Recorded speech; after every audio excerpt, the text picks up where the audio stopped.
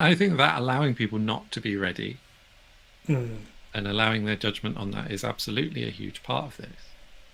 It's absolutely fine not to be ready and to not start. I think there's this huge practice about kind of really starting before you're ready. And again, for me, it's a question of like, how unready are you? Are you kind of are you just kind of dealing with details, and are you just holding yourself back, or are you genuinely concerned about wandering off into the wilderness naked with a pointy stick?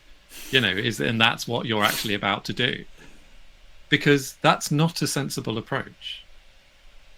That's not well, I say it's not a sensible approach. It might be the right approach for someone to take, but it's definitely not yours to push someone out into that. And I think like allowing for that is a huge part of this. And remember, you're with people here.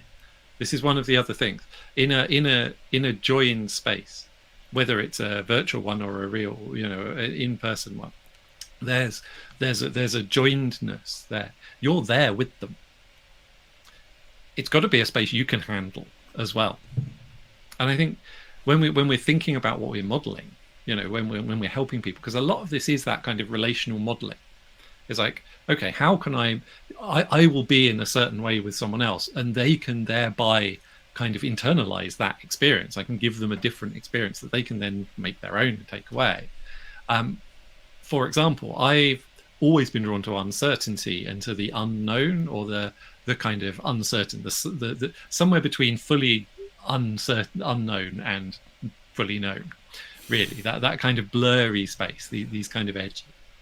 And for a lot of people, it's a very scary space. It really, in fact, for most people, many people, it's the most uncomfortable experience. For me, it's actually more comfortable than fixity, uncertainty. I really like this space. I enjoy this space. And what I can do is I can model my joy in it for others, so that they can come and they can joyfully do that too. And that sharing of that is a huge amount of the value that we actually deliver to people.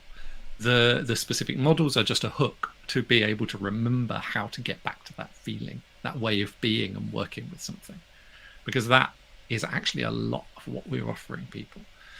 And I think when we make anything that we share about our work, particularly around marketing, too mechanistic and too polished, we lose that.